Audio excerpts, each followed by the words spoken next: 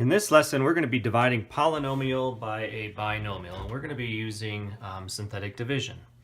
And synthetic division is a pretty nice shortcut rather than using long division, but it doesn't work all the time.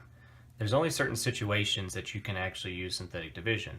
And so one of them, when you can use it, is if you have a polynomial divided by a linear, basically. And this linear has to be in the form of x minus k, where there's no leading coefficient attached to the x. So here's your linear. So it's really just an x minus a value or an x plus a value. If there is a number, you can do it. It gets just a little bit tricky on you have to manipulate it, and then you have to manipulate your answer back, and it gets a little confusing. So if you have just an x plus a value or an x minus a value, this is going to set you up very, very nicely to use synthetic division. And it's pretty common to divide by this type of a value. So let's see how this works and why it works a little bit nicer. So your k is not a variable, it's going to be a number. So let's take a look at an example. So if we have 2x to the third minus 7x squared plus 12, and we're going to divide by x minus 2. That is exactly the situation that we're looking for. Very first thing is that this x minus 2, we want the solution to that factor. We're trying to see if this is a factor divided into it. The solution to this is x equals 2. It's also known as the root. That 2 is actually what's going to come on the outside of this. And for your synthetic division, we draw an upside down division bar, and we're just going to steal the coefficients from this polynomial. And we're just going to take the solution to this factor. All right, so the solution is 2. That's what's going to go on the outside, and it's just going to be the coefficients. However, we are missing a value. We're missing an x, and when we do division, regardless if you're doing long division or synthetic division, every term has to be accounted for. So we are just going to take the 2 from the x to the third. We are just going to take the negative 7 from the x squared. We have to fill as a gap for the x, and we are going to take the constant.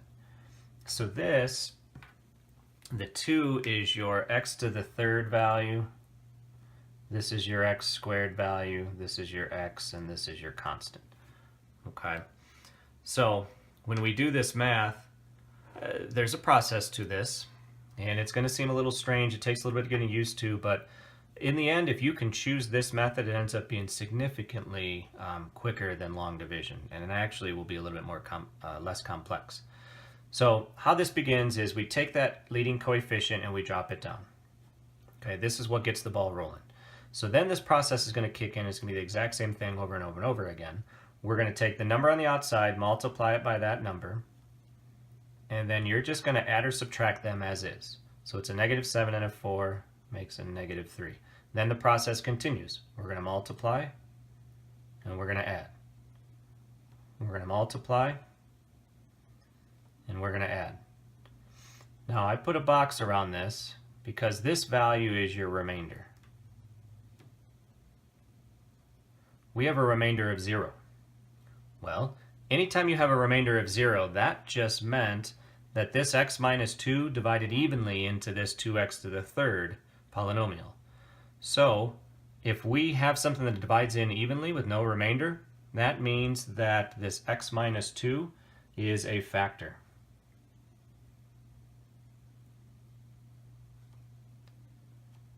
All right, so x minus 2 is a factor. The solution is sitting right here. Without doing long division, this is your solution.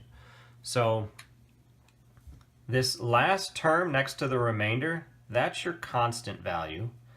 The next one out is your x value, and the next one out is your x squared value. And if you had another one, that'd be x cubed. And if you had another one, that'd be an x to the fourth. So your answer is 2x squared minus 3x minus 6. And you don't have a remainder, so we don't have to add anything else to that. All right, so x minus 2 divided evenly into that 2x to the third. And if you kind of look at the math here, you're taking a 2x to the third and you're dividing it by an x. You should get an x squared out of it. All right, and everything else should be smaller than that. You're taking an x cubed and you're dividing it by an x. It should go down by exactly 1 power. So remember that this only works for linears. So let's do another one. So if we have 4x to the third plus 8x squared minus x minus 2 divided by x plus 2, what is that going to get us? So to set this thing up, we need the solution to this. And our solution to this is negative 2. If we set it equal to 0 and solved it, also known as the root. So negative 2 is going to go on the outside, upside down division bar, and all we're taking are the coefficients, and every single variable is accounted for this time. So we have a 4, an 8, a negative 1, and a negative 2. All right, so we begin the process by dropping down. So we have a number to multiply this by. So that multiplies together and gets us a negative 8. We add, we multiply, we add, we multiply, and we add. And we've got a remainder of 0 again. So again, that means that this x plus 2 is a factor. It divides in evenly. All right, so what do we get for our answer? Well, the last term is always the constant next to the remainder. This is our x, this is our x squared. So, what is our answer? Our answer is 4x squared. We don't have an x, so then just minus 1. All right, let me give you a little bit of a bigger picture that's happening. We just had this 4x to the third plus 8x squared minus x minus 2 equation. And this is a factor. So that really means we could break off an x plus 2. It's a factor. What we have left is anytime that you break a factor off of something, so for example, if you have 12 and you break a 2 off, then you're going to divide the 2 into the 12 to get see what you have left. And 2 is a factor. I know it goes into 12 evenly. I won't have a remainder. So 2 goes into 12 6 times. Well, x plus 2 goes into 4x to the third, exactly 4x squared minus 1 times. All right, and just like the 6, this piece is done. This piece factors further. So that factors into a 2 and a 3. And those are all the factors of 12. Well, 4x squared minus 1 factors. This is known as a difference of squares, difference of perfect squares. So this factors into 2x plus 1 and 2x minus 1. And those are the factors. So, depending upon what the question is asking, it may be asking you to factor completely. So we divide this into it. That breaks off one of them. It gets us whatever's left over, and then potentially we can factor this further. Or if you're going to be graphing this, you're finding x-intercepts. That factor is going to give you a root, and that root's going to correspond to an x-intercept. That factor is going to give you a root when you set it equal to 0, which will correspond to an x-intercept, and so will that one. So it'll give you a lot of information.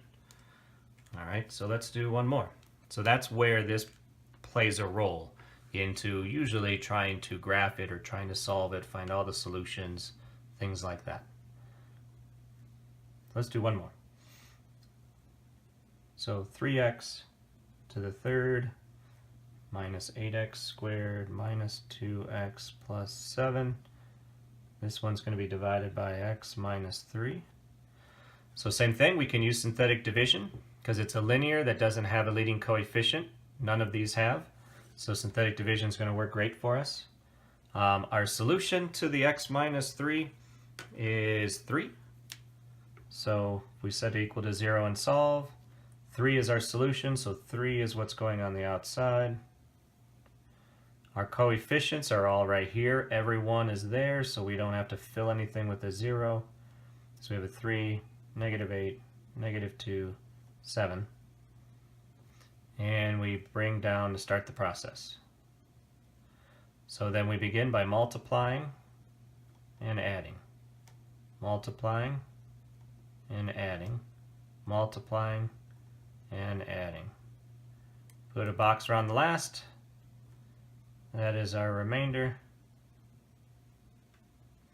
And it is not a factor, because we have a remainder. We have a remainder of 10. So our answer is, again, that this is the constant, this is the x, this is the x squared. So those are just the coefficients for that. So our answer is 3x squared plus x plus 1 plus our remainder of 10 over whatever we were dividing by. So that's how we write our remainder. And so this is our answer. All right, and since it's not a factor, I don't bother trying to break it up. That is just our answer to it. All right, and that was dividing polynomials by binomials using synthetic division.